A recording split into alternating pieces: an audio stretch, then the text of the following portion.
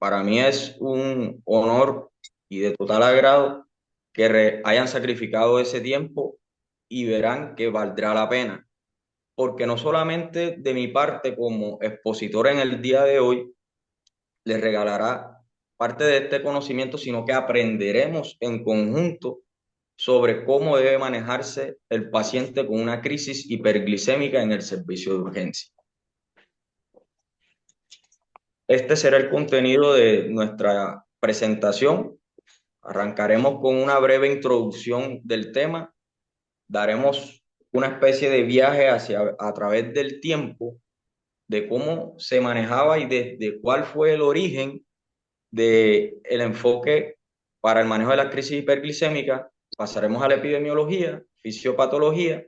En el enfoque del paciente en urgencia nos detendremos diagnóstico, manifestaciones clínicas, clasificación y nos llevaremos a casa unas conclusiones. La cetoacidosis diabética y el estado hiperosmolar son de las emergencias hiperglicémicas más graves, agudas y potencialmente mortales que padecen los pacientes con diabetes mellitus tipo 1 y tipo 2. Hay un incremento en la hospitalización de adultos jóvenes con cetoacidosis diabética. Sin embargo, el buen actuar en el tratamiento de estos pacientes disminuye a menos de 1% la mortalidad por cetoacidosis diabética. Sin embargo, en aquellos pacientes con estado hiperosmolar hiperglicémico, la mortalidad ha aumentado entre un 5, puede ser de entre un 5 a un 10%, y esto se ve porque estos pacientes tienen múltiples comorbilidades y son pacientes añosos, por lo general. La cetoacidosis diabética se clasifica o se define por una tríada clásica, la cual es la hiperglicemia, que se debe principalmente al déficit absoluto de insulina que normalmente tienen estos pacientes, lo cual hace que se produzca una serie de cetonas en sangre y cetonas en orina, dando la cetoacidosis y por ende completándose la triada por la acidosis metabólica. Mientras que el estado hiperosmolar hiperglicémico, la triada clásica de esta complicación aguda de la diabetes, se va a ver por una hiperglicemia grave, pero aquí, a diferencia de la cetoacidosis diabética, hay un déficit relativo de insulina, lo cual va a mitigar la producción de cetosis. Pero este déficit relativo de insulina no va a mitigar lo que es la hiperglicemia grave, lo que ocasionará una hiperosmolaridad dada por una diuresis osmótica, lo que ocasionará una deshidratación y definirá en parte estos pacientes.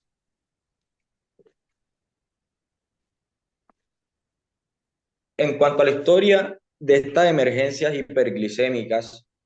nos remontamos a la década de 1800, donde se dio o se detalló el primer reporte de crisis hiperglicémica, pero en este momento se definía como el coloquial coma diabético.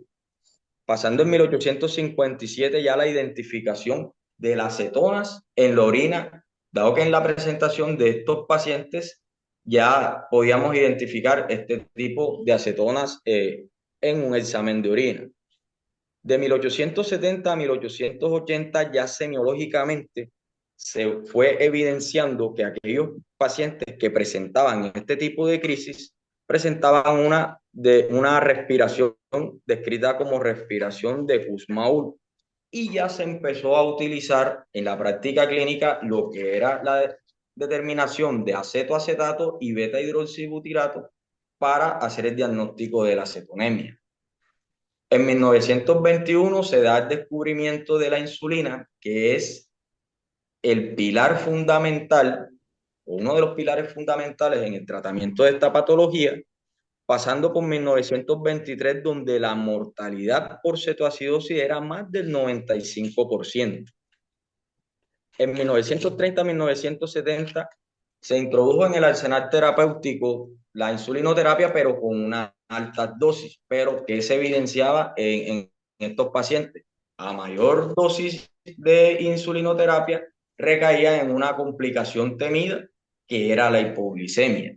Ya en 1971 a 1990 ya los protocolos que se introdujeron para el manejo de la crisis hiperglicémica se vieron por insulina de baja dosis y ya se fue estudiando la administración de la fluidoterapia, que inicialmente fue en la población infantil, que era la población que más padecía de cetoacidosis diabética por ser pacientes con diabetes tipo 1. Y en el 2001, ya en la década del 2001, entre el y el 2009, ya la mortalidad que pasó en la década de 1923 a más del 95%, ya recayó a menos de 1%. Y gracias a los médicos, a los especialistas Kitachi y el gran famoso Guillermo Pierre, latinoamericano, fue donde ya se dieron a conocer las primeras guías de la ADA para el tratamiento actualizado o la terapia moderna para la crisis hiperglicémica.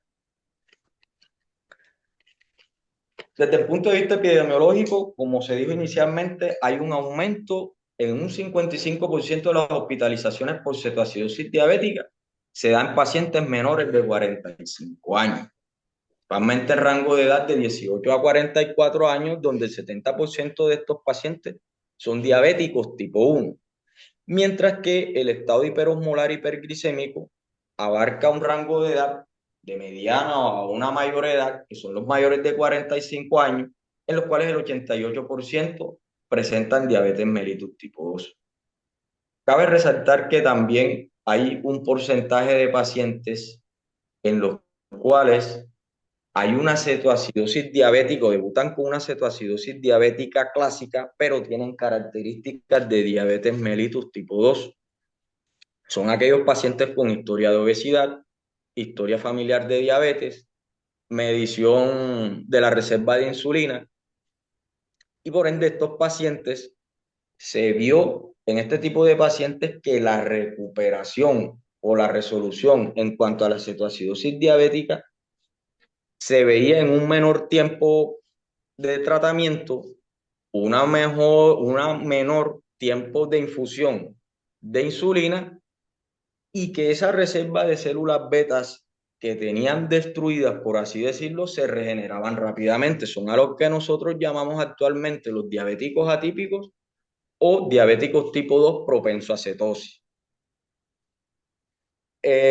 Según este estudio a nivel colombiano, estas tablas a nivel colombiana, el número total de muertes por diabetes en el 2019 por todas las edades fueron de 7.171, ¿ya? De los cuales, si podemos ver, se extrapola a la población a nivel mundial, en donde mayoritariamente estas muertes son en los pacientes que tienen 70 o más años. Y claro, es lógico, a mayor edad, mayores comorbilidades, mayor reserva energético-metabólica para poder sobrellevar esta complicación aguda de la diabetes. Según los factores precipitantes de la cetoacidosis diabética, distan un poco de los pacientes entre diabetes tipo 1 y tipo 2. Y distan también de los pacientes con estado hiperosmolar hiperglicemia. Podemos ver que los pacientes con diabetes mellitus tipo 1, podemos ver que gran parte de la causa o del factor precipitante para esta complicación aguda es la suspensión del tratamiento. Por eso nosotros, además de enfocarnos en la terapia farmacológica, debemos hacer educación a estos pacientes. Incluso este tipo de pacientes, principalmente los pacientes diabéticos tipo 1, que son los pacientes más jóvenes, menores de 45 años, tienen una prevalencia con una asociación de trastornos a nivel de salud mental, como angustia, depresión, abuso de sustancias, en donde se utiliza un cuestionario de salud del paciente que es el PHQ-9, en el cual tiene una sensibilidad y una especificidad mayor del 88% para hacer diagnóstico de depresión o de alteraciones mentales. Entonces, debemos enfatizarnos un poco en este paciente y hacer una educación estructurada, no solo con los diabéticos tipo 1, sino en general también con los diabéticos tipo 2. Como segunda causa de factores precipitantes están las infecciosas y hay un 1% de los pacientes diabéticos que debutan con cetoacidosis diabética al momento del diagnóstico. Es una patología que en general se evidencia una tasa de reingreso de todas las causas de cetoacidosis o de crisis hiperglicémica oscila entre el 10 y el 20% y se incrementa aún más en un 40-65% aquellos pacientes que ya han padecido de estas crisis hiperglicémicas, llámese cetoacidosis diabética, llámese estado hiperosmolar hiperglicémico o trastornos mixtos. Y la mayoría de estos pacientes a las 2 semanas siguientes al alta, tras el episodio previo, recurren nuevamente al servicio de urgencia. Por eso debemos enfatizar mucho lo que es la educación en el paciente diabético. Y si nos damos cuenta, en Estados Unidos, y esto extrapolado a nivel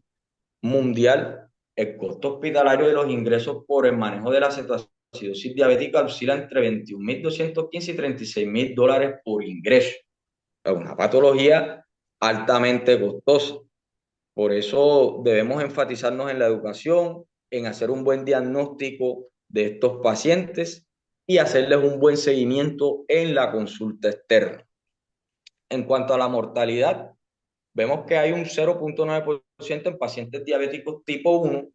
y un 9.5% de los pacientes con diabetes tipo 2, que son los pacientes más comórbidos. Sin embargo, la tasa de mortalidad ha venido en descenso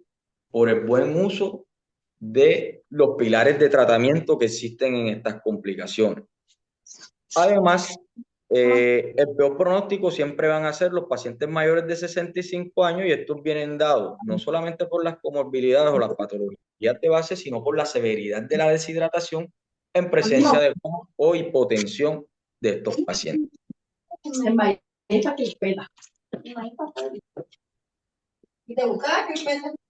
En cuanto a los factores precipitantes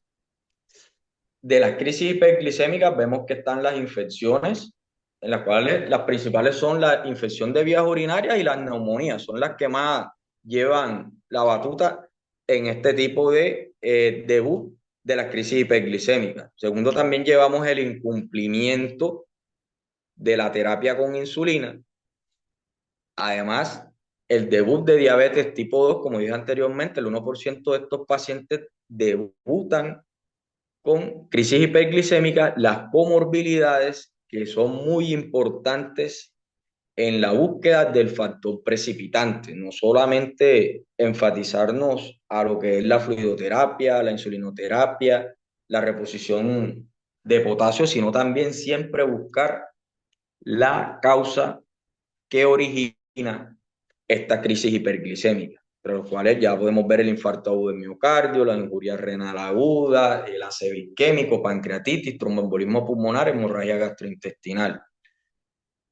Hacer énfasis en la historia clínica y en los antecedentes farmacológicos, qué medicamentos está utilizando el paciente,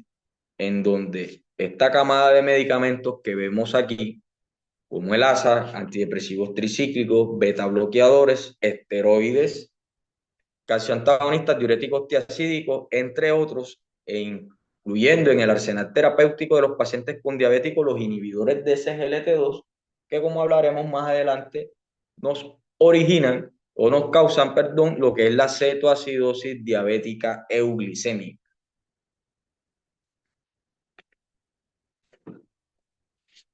En cuanto a los factores precipitantes, les había comentado que por lo menos en Colombia, en el estudio que se hizo en un hospital del Valle del Cauca, ya evidenciamos que fue lo que era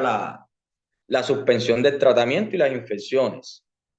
Y en esta tabla a nivel mundial, si vemos como principal representante a nivel latinoamericano, Brasil, vemos que la omisión a la terapia de insulina sigue siendo una de las causas más frecuentes para el origen de la cetoacidosis diabética o el estado hiperosmolar, seguida por la infección, nuevo debut de diabetes, entre otras. Hay una característica típica que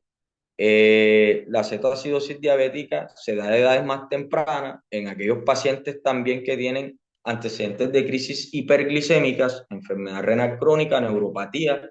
depresión, abuso de alcohol y sustancias. Y uno de los marcadores que también pues va a predisponer a este tipo de patologías son pacientes diabéticos que no vienen muy bien controlados y que manejan hemoglobinas glicadas elevadas, ¿sí? Por encima del 9%. El 40% de estas crisis hiperglicémicas también se producen en poblaciones de bajos ingresos que son desatendidas por los programas de salud a nivel público y por el nivel también cultural o a nivel escolar.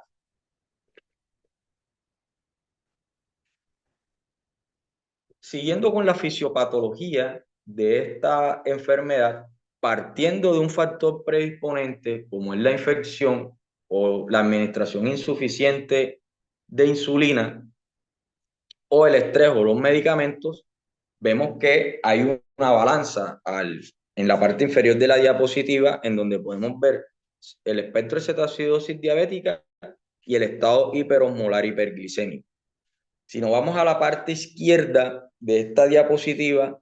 vemos que al haber en los pacientes diabéticos tipo 1 una deficiencia absoluta de la insulina, esto lo que va a promover es un aumento de la gluconeogénesis, un aumento de la glucogenólisis, lo que va a desencadenar la hiperglicemia. Asociado o acompañado con el aumento de las hormonas contrarreguladoras que van a producir una disminución en la utilización de la glucosa por parte de los tejidos periféricos y principalmente en el tejido adiposo se va a dar un aumento de la lipólisis y por ende un aumento en la concentración de ácidos grasos libres, lo cual a nivel hepático hay un aumento de la beta oxidación de estos ácidos grasos libres, lo que va a originar la producción de cuerpos cetónicos. Y es aquí donde aparece la segunda parte de la triada, que es la cetoacidosis o la cetonemia. Y por último, la cetoacidosis desencadena en lo que es una acidosis metabólica. Este es el espectro común del paciente con cetoacidosis diabética tipo 1. En la parte derecha de la diapositiva, en la parte derecha de la diapositiva de la balanza hacia el estado hiperosmolar, aquí estos pacientes que regularmente son diabéticos tipo 2, va a haber un déficit de insulina relativo. Por eso es que en esto hay una mínima, puede haber una ausencia o una mínima cetosis. Este déficit de insulina relativo va a ocasionar una disminución, además de la utilización de glucosa por parte de los tejidos periféricos, principalmente en el músculo, produciendo el aumento del lactato, produciendo una proteólisis, produciendo el aumento de aminoácidos que van a ocasionar una gluconeogénesis y que esto va aunado a la hiperglicemia. Sin embargo, además de esto, se produce una glucosuria, una diuresis osmótica, por ende una pérdida considerable de electrolitos, lo que va a ocasionar la hiperosmolaridad, la depresión de volumen y culminando con la deshidratación. Comúnmente también en la fisiopatología de estas grandes crisis hiperglicémicas también se ve un aumento del estrés oxidativo y un aumento de las reactantes de fase aguda y un aumento de las citoquinas inflamatorias, causando también probables eventos protrombóticos. Fíjense que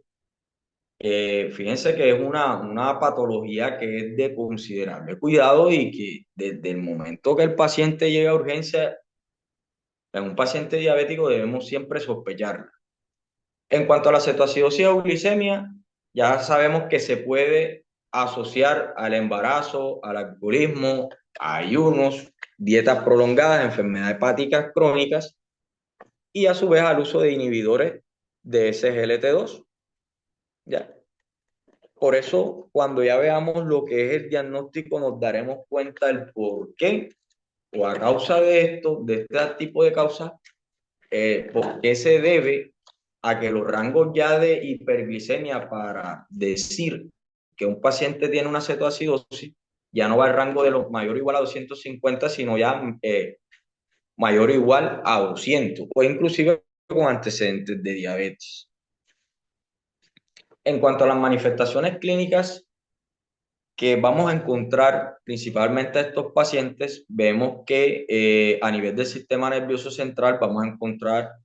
polidipsia, polifagia, puede haber pacientes con letargo, estupor, visión borrosa, el famoso aliento a acetona que se ve principalmente con la respiración de Kussmaul como método de compensación en los pacientes con cetoacidosis diabética.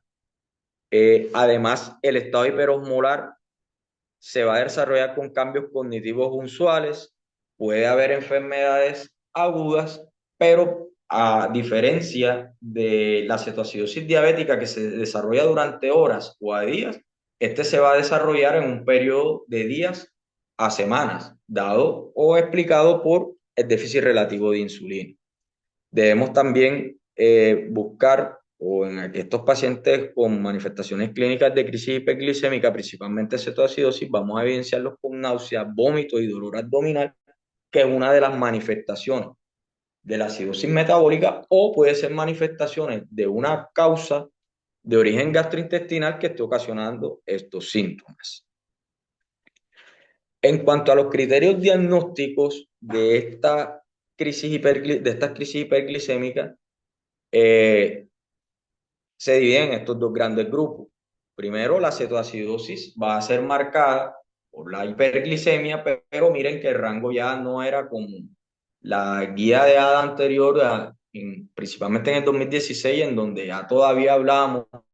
de glucosa sérica mayor o igual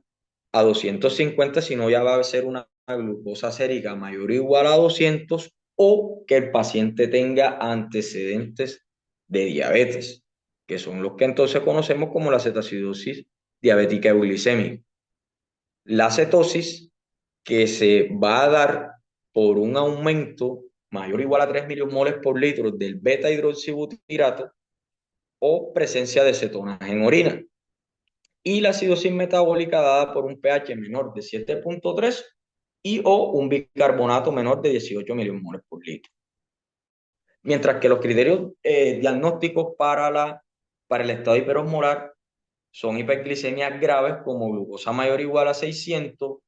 una hiperosmolaridad que depende de con qué se calcule la fórmula de osmolaridad sérica efectiva o la fórmula de osmolaridad sérica total, dependiendo de esta,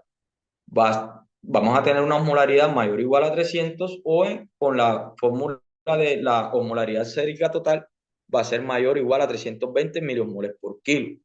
Debe haber una ausencia, o por lo general hay una ausencia en la cetonemia con concentraciones menores de beta hidroxibutirato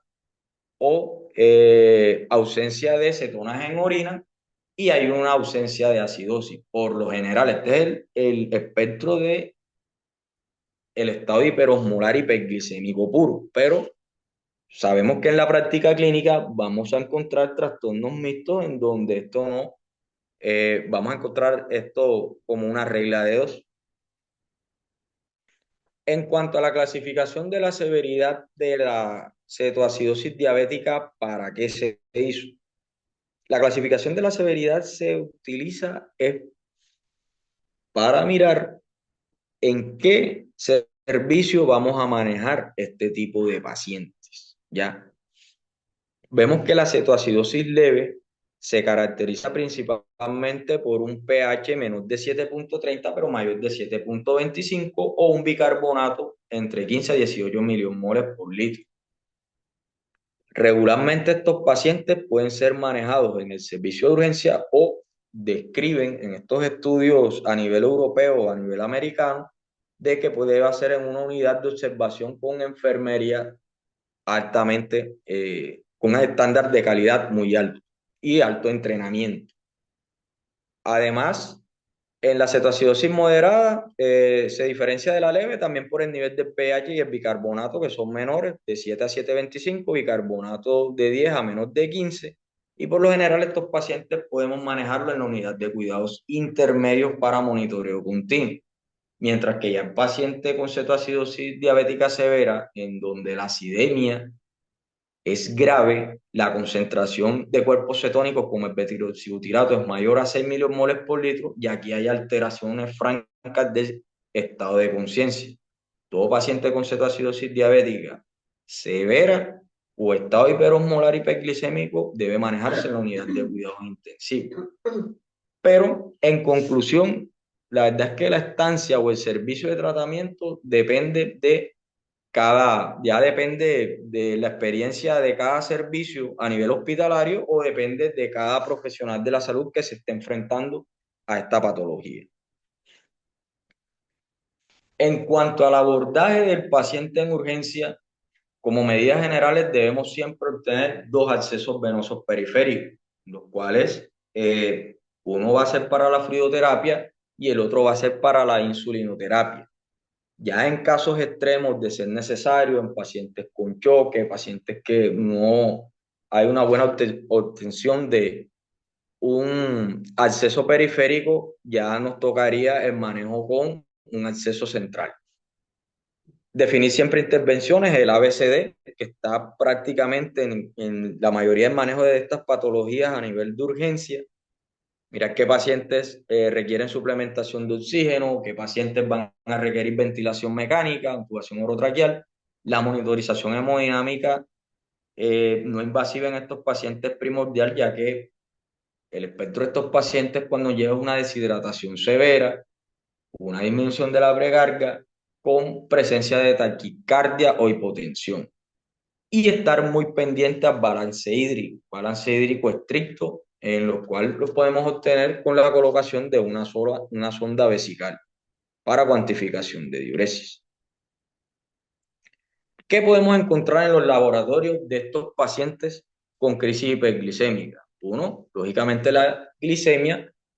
va a estar elevada, más alta en el estado hiperosmolar hiperglicémico y que va a reflejar la deshidratación. Y por ende va a reflejar lo que es el déficit, sea absoluto o relativo, de insulina. El sodio, estos pacientes por lo general, la mayoría a través de la deshidratación y de la hiperosmolaridad vamos a encontrar una hiponatremia, que se puede hacer una corrección del sodio sérico por la fórmula de Hiller.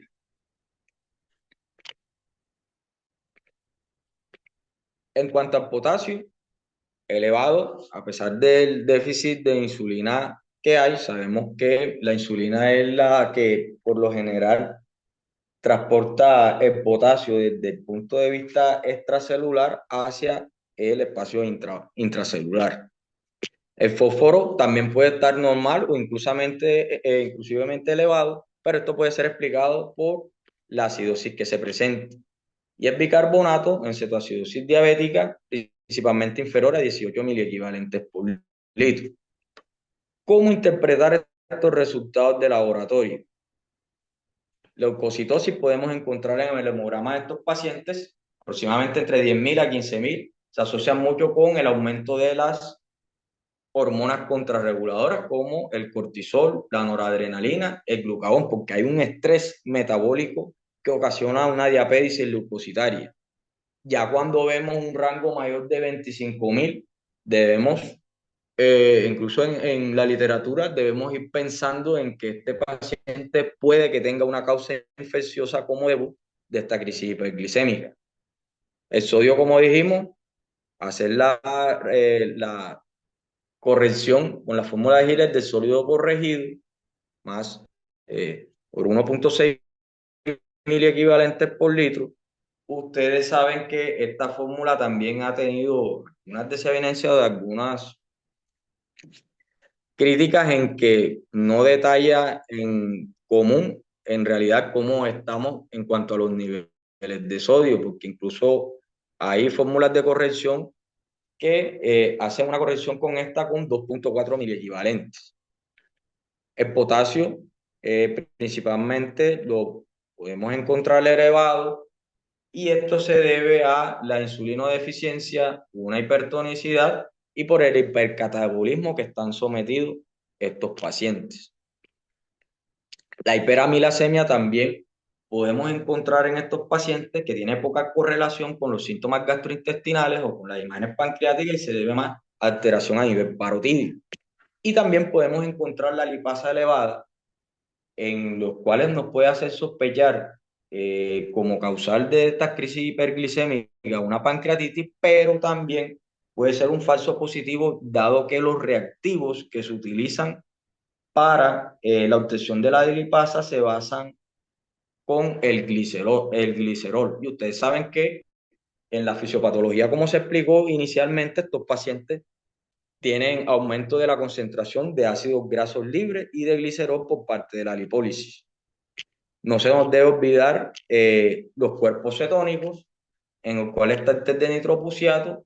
que obtendremos el acetato en orina, pero ya hay este metabolito que es el beta-hidroxibutirato, en el cual las concentraciones mayores de 3 milimoles por litro se correlacionaron con cambios de ácido básico con 90% de sensibilidad y especificidad para el diagnóstico de la cetoacidosis diabética. Inconveniente con el beta-hidroxibutirato, que no lo tenemos o no lo tenemos a la mano, o cuando hacemos la solicitud de este examen clínico, de este paraclínico, nos demora en horas para llegar al resultado. Por lo menos en mi práctica clínica o donde yo trabajo, ocurre frecuentemente de esta manera. Boom y creatinina, también importante, pacientes con deshidratación o con un estado de deshidratación, que son típicos de los pacientes con cetoacidosis diabética y estado hiperosmolar hiperglicémico, se puede asociar a una injuria renal aguda de origen prerrenal. Nunca olvidarnos, además, del electrocardiograma, que es importantísimo, en donde podemos ver trastornos de la repolarización, dado por la hipercalemia que pueden presentar estos pacientes, hipocalemia por la terapia insulínica que se va a utilizar, o cambios a nivel electrocardiográficos como las arritmias o las isquemias miocárdicas que se pueden presentar para el debut de estos pacientes. En cuanto a, ya pasando por la fisiopatología, los factores predisponentes, el diagnóstico y la clasificación de la crisis hiperglicémica o de la clasificación de la cetoacidosis, entonces ya hay una triada o unos pilares fundamentales para el tratamiento, el cual se caracterizan por estos tres pilares, lo que son fluidoterapia, insulinoterapia y reposición hidroelectrolítica. Hablando de la fluidoterapia, sabemos que la fluidoterapia en estos pacientes es esencial porque nos va a ayudar a recuperar ese volumen circulante intravascular efectivo que está disminuido, nos va a ayudar a, a aportar una mejor oxigenación a nivel tisular, que se va a ver evidenciada o se va a ver referenciada por una depuración del lactato. Además, que nos logra prevenir pacientes con injuria renal aguda o pacientes con compromiso renal agudo, y que también la fluidoterapia nos ayuda a disminuir los niveles de glicemia, sensibilizando un poco más los tejidos a la acción de la insulina y por ende depurando lo que son las hormonas contrarreguladoras que ya se explicaron en la fisiopatología. Por lo general, los pacientes con cetoacidosis diabética tienen un déficit hídrico aproximadamente 3 a 6 litros, que es mayor en los pacientes con estado hiperosmolar hiperglicémico porque es un debut de enfermedad más prolongado de días a semana. ¿Cuál es el líquido a utilizar? Bueno, allí las guías, o por lo menos esta última actualización y en las actualizaciones recientes de la ADA, siempre la solución salina prima, porque es con la que más fácil vamos a recuperar la perfusión tisular o el volumen intravascular circulante efectivo, y vamos a utilizar la solución salina a unos 500 o 1000, recomiendan de 500 a 1000 cc por hora durante las primeras 2 a 4 horas. En la cetoacidosis vamos a obtener una disminución, inclusive entre 4 a 8 horas, de una glicemia menor de 250. Por lo general, este es el tiempo como que prudencial o que se ha visto de que ha disminuido la hiperglicemia, y cuando ya encontremos si la glucosa está a menos de 250 miligramos, ya debemos iniciar destrozados para disminuir el riesgo de hipoglicemia. En cuanto a la fluidoterapia en los pacientes con estado hiperosmolar hiperglicémico, esto va a descender entre la glucosa entre unos 8 a 10 horas, no debe superar el descenso de unos 90 a 120 miligramos por decilitro hora, dado que el sodio no debe disminuir más de 10 milimoles en 24 horas y la osmolaridad no debe disminuir a más de 3 a 8 milimoles por kilo hora, dado que se puede presentar complicaciones como la de desmielinización osmótica o el edema cerebral. Y es aquí donde este análisis de subgrupo publicado en JAMA, este análisis de subgrupos de aquellos pacientes con cetoacidosis diabética, este análisis de subgrupos se caracterizó porque tomaron como referencia dos ensayos clínicos. El SALTED, que evaluaba lo que eran las soluciones isotónicas versus las soluciones balanceadas con cristaloides en el manejo de pacientes en UCI y en cuidados intensivos, y el ensayo del SMART Trial, en los cuales evaluó si la solución isotónica, qué relación tenía con eventos renales adversos. Entonces, este ensayo o este análisis de subgrupo se hizo en un hospital académico en los Estados Unidos, en donde escogieron 172 pacientes aleatorizados con un cruzado múltiple y los dividieron 94 pacientes para uso de cristaloides balanceados como el lactato de Ringer o el Plasma Light, y 78 pacientes fueron escogidos para solución salina. La media de edad de estos pacientes era 29 años, o sea, eran pacientes jóvenes, la mayoría eran mujeres, y que cumplieran con los criterios de cetoacidosis diabética, pero que se manejaban en ese entonces, que eran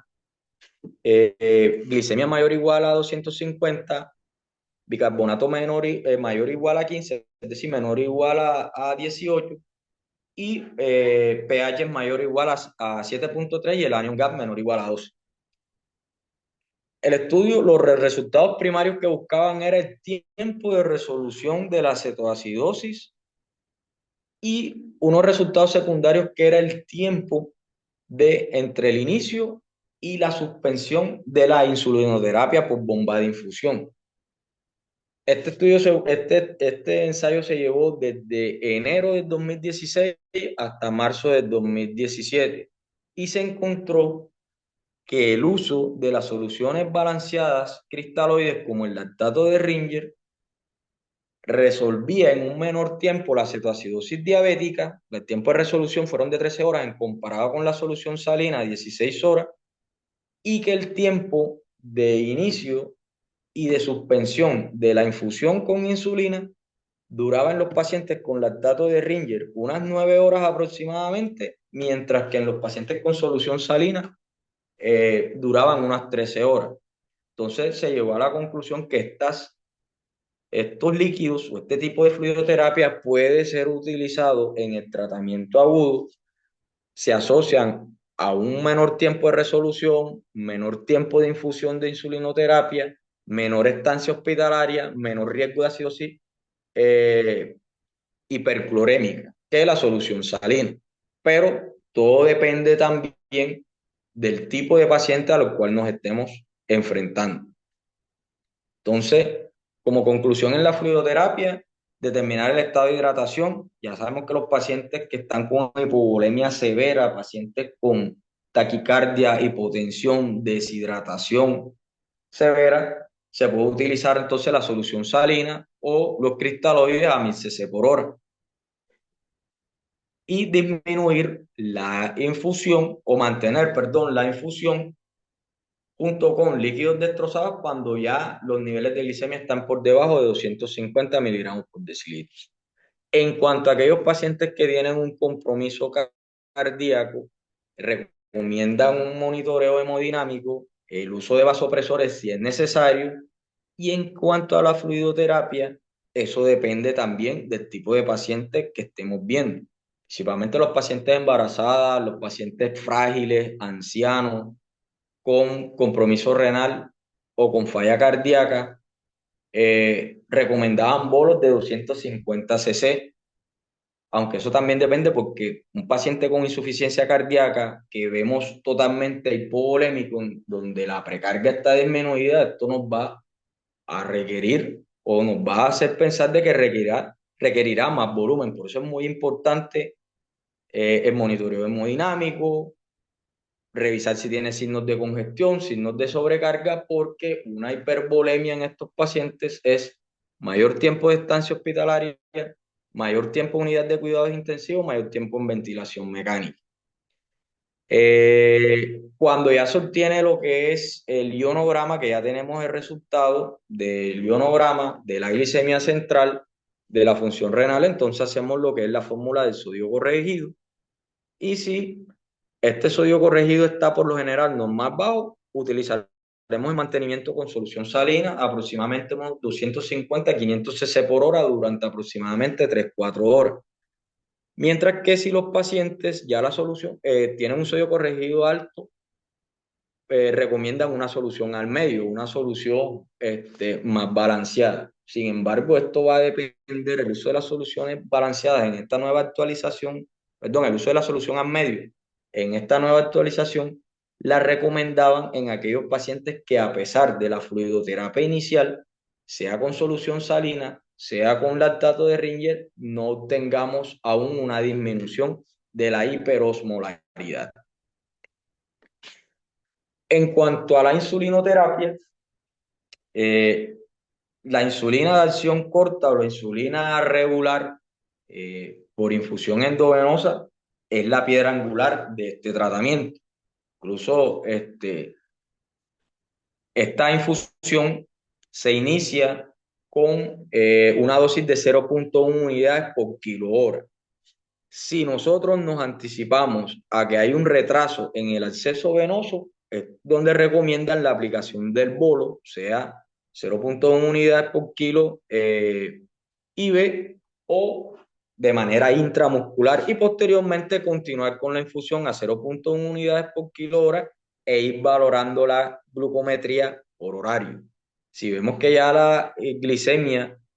cae por debajo de 250, ya ahí debemos reducir la infusión a 0.05 unidades por kilo hora, porque se supone que en esto también se está disminuyendo la hiperosmolaridad, y debemos adicionar líquidos destrozados para el mantenimiento y poder evitar lo que es la hipoglicemia. Y siempre mantener los niveles de glicemia 350 y 200 miligramos por decilitro. Aquellos pacientes que recibieron, los que recibían anteriormente en su terapia farmacológica esquema basal bolos, deben continuar posterior su dosis habitual, y esto lo miraremos cuando hagamos la transición. Y en los pacientes con estado hiperosmolar hiperglicémico que tienen una cetonemia leve o no tienen cetosis, lo ideal es iniciar la infusión a 0.05 unidades por kilo hora, dado que, como dije anteriormente, la glucosa debe caer entre unos 90 o 120 miligramos por decilitro hora para disminuir lo que es las complicaciones como el edema cerebral o la desmielinización osmótica. Pero aquellos pacientes que se acompañan del estado hiperosmolar y tienen una cetonemia significativa, para poder contrarrestar esta cetosis, la infusión sí debe continuar a 0.1 unidades por kilo hora. Aquí vemos en este flujograma, dado por la actualización o el consenso 2024 de crisis hiperglicémica, en donde también catalogaban el uso de la infusión o el uso de los bolos con análogos de insulina, dependiendo si el paciente se encontraba en una cetoacidosis diabética leve, moderada o severa, o el estado hiperosmolar. recomiendan que en una cetoacidosis diabética leve a moderada podríamos utilizar lo que es los análogos de insulina de acción rápida en bolos subcutáneos, 0,1 inicial o 0,2 unidades por kilo inicial y continuar a 0,1 por kilo subcutáneo cada 1 a 2 horas. Mientras que en los pacientes con cetoacidosis severa o estado hiperosmolar, siempre el manejo iba a ser de manera endovenosa. ¿Qué recomendación o qué precaución daban? O también depende, como decía yo anteriormente, en qué servicio estamos manejando el monitoreo constante con estos pacientes, que el personal de enfermería esté entrenado para eso, porque el uso de insulinas de acción, de análogos de insulina de acción corta en subcutánea, se asociaba a una menor estancia a nivel hospitalario y por ende podíamos ahorrarnos costos de manejo de UCI. ¿Cuál es la única contraindicación o problema que podemos ver? Primero, la falta de entrenamiento del personal, la falta de seguimiento y segundo, que como estos pacientes tienen una deshidratación marcada, no va a haber una buena sensibilidad a la insulina por parte del tejido adiposo en el cual nosotros vamos a utilizar a nivel subcutáneo. Entonces, por eso todavía se sigue como que prefiriendo la ruta endovenosa.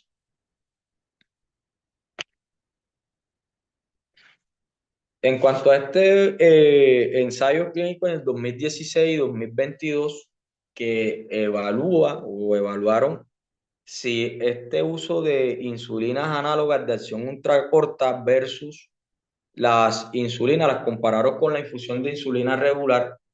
se tomaron una serie de pacientes en los cuales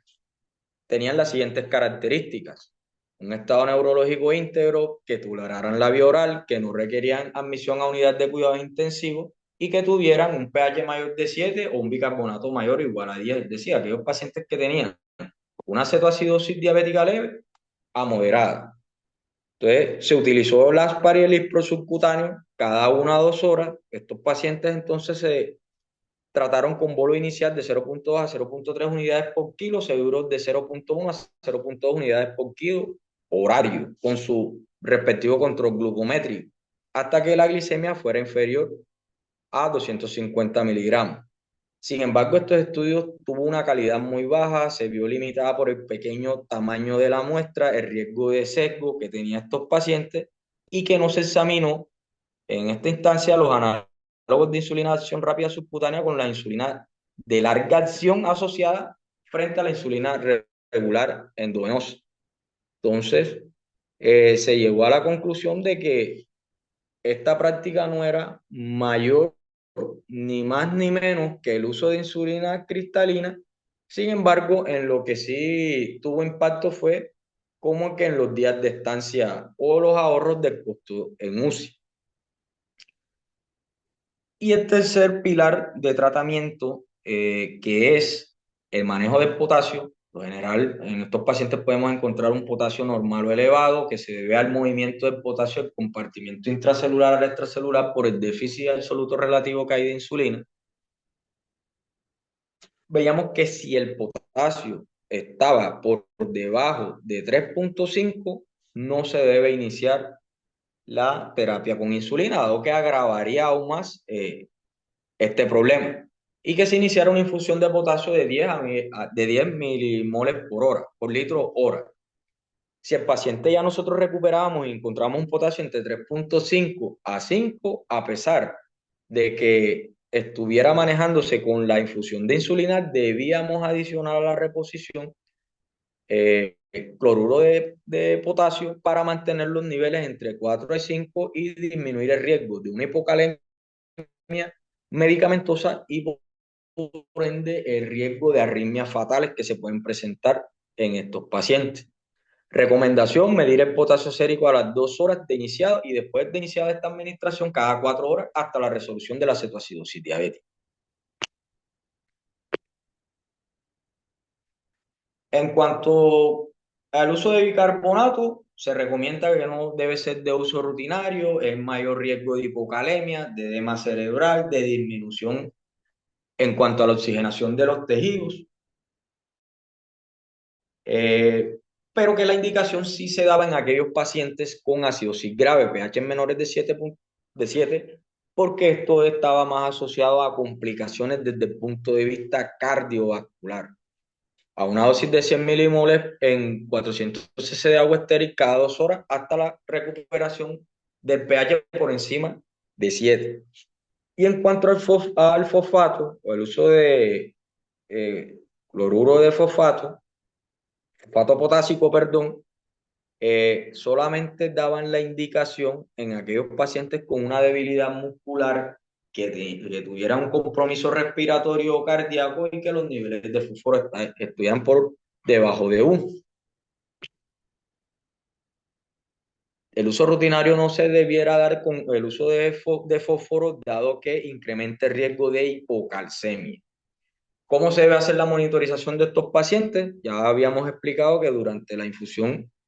de insulina o el inicio de la fluidoterapia, las glucometrías debían de hacerse de 1 a cada 2 horas. El perfil metabólico, ionograma,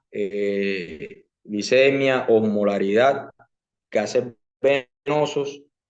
se debiera utilizar a inicio del tratamiento, 1 a 2 horas después de iniciar el tratamiento y cada 2 a 4 horas hasta que el paciente mejorara. La dosificación de insulina debiera evaluarse de manera horaria y también se debiera evaluar la parte del gasto urinario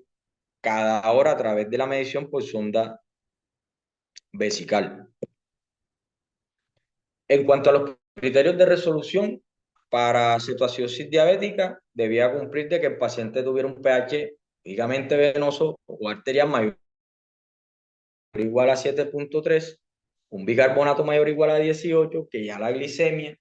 estuviera menor de 200 o que no existiera o no encontráramos unas cetonas plasmáticas menor de 0,6 milimoles por litro. En cuanto a los criterios de resolución del estado hiperosmolar, se llegó al consenso de aquellos pacientes que tenían alteración del estado de conciencia, mejorías en el estado cognitivo y aquellos que no, por lo menos que tuvieran una osmolaridad menor de 300 milimoles por kilo y una corrección de la hiperglicemia por debajo de 250 con un mantenimiento de la rata urinaria mayor o igual a 0,5 cc kilogramos por hora. Aquí cabe resaltar que en nuestra práctica clínica no es muy difícil por el tema de la cetonemia, por la limitación de los recursos que tenemos o que estos resultados lleguen tardíamente y nos toca más que todo jugar no es o con la glicemia o con la presencia o no la corrección de acidosis metabólica, dado que el test de nitropuciato o las cetonas en orina, ustedes saben que tiene muchos falsos positivos. ¿Cómo se hace la transición de terapia de insulina al mantenimiento? Aquellos pacientes que previamente sean tratados con insulina, por lo general se puede dejar la dosis habitual posible que ellos utilizaban. Mientras que aquellos pacientes vírgenes, aquellos pacientes en el debut o que quisiéramos modificar esa dosis, debíamos calcular la dosis total diaria de ella utilizando 0,5 a 0,6 unidades por kilo día, repartido en un esquema basal bolo. Para poder suspender la infusión de insulina, recordamos que debemos aplicar 2 horas, se debe suspender la infusión de insulina 2 horas después de iniciado la insulina subcutánea cuando ya logremos los criterios de resolución de la crisis hiperglicémica. Y cabe anotar que aquellos pacientes con fragilidad, compromiso renal o mayor riesgo de hipoglicemia, iniciamos a una dosis de 0,3 unidades por kilo día. En cuanto a las complicaciones, que son las que vemos en esta diapositiva, podemos encontrar la hipoglicemia, en la cual la hipoglicemia se debe o de pronto a una falta también en el monitoreo de estos pacientes. Por eso tenemos que estar muy pendiente a la infusión de insulina, a estar pendiente a la glucometría por horario, ser muy intensos en esto, porque la hipoglicemia se asoció a un riesgo de 4,8 veces mayor de mortalidad en estos pacientes. La hipocalemia también podemos verla presentada en estos pacientes también por la infusión de insulina. Por eso debemos, como dije anteriormente, estar pendiente de potasio a las 2 horas de iniciar la infusión y cada 4 horas para evitar esta grave complicación. La acidosis metabólica con anión gas normal es la acidosis hiperclorémica, la cual principalmente se da por estas soluciones ricas en cloro, como el cloruro de sodio, la solución salina isotónica, el edema cerebral que se debe a una disminución marcada de la osmolaridad y que esto sí aumenta incluso el 50% de la mortalidad en estos pacientes y la estancia en la unidad de cuidados intensivos. El síndrome de desmielinización osmótica, anteriormente llamada mielolinisis pontina, que se debe a una rápida corrección de la hiponatremia. Debemos estar muy pendientes en estos pacientes, estar evaluando también mucho lo que es el examen neurológico, porque si vemos un paciente con características de cetoacidosis que no tenga un compromiso del estado de conciencia, pero vemos cambios fugaces en el estado de conciencia, debemos pensar que podemos estar ante un edema cerebral o un síndrome de desmielinización osmótica. Y por último, lo que es la lesión renal aguda, que se debe mucho a la deshidratación que tienen estos pacientes, por eso debemos hacer una revisión diaria de lo que son los azoados y hacer una buena corrección de la hipovolemia que presentan. Y estos pacientes debiéramos hacerle profilaxis antitrombótica, como expliqué en la fisiopatología, por el aumento del estrés oxidativo y el aumento de las citoquinas inflamatorias pueden estar asociados a eventos tromboembólicos venosos en estos pacientes que debemos disminuir el riesgo o debemos evitar. Por último, en cuanto a las conclusiones a llevar a casa, en cuanto al manejo de la crisis hiperglicémica, realizar un diagnóstico temprano y oportuno, que lo hablábamos al principio de la charla, siempre estar oportuno en estos pacientes, hacerle un buen examen físico, siempre buscar la causa desencadenante y nunca se nos debe pasar por alto una crisis hiperglicémica. Individualizar cada caso teniendo en cuenta las comorbilidades y qué fue lo que desencadenó la crisis y en lo máximo tratar de minimizar las complicaciones, dar un mejor monitoreo a nuestra terapia, ya que estas complicaciones son inherentes al tratamiento. Muchas gracias por su atención. Espero que le haya gustado este manejo o este enfoque de la crisis hiperglicémica en el manejo de urgencia. Muchas gracias.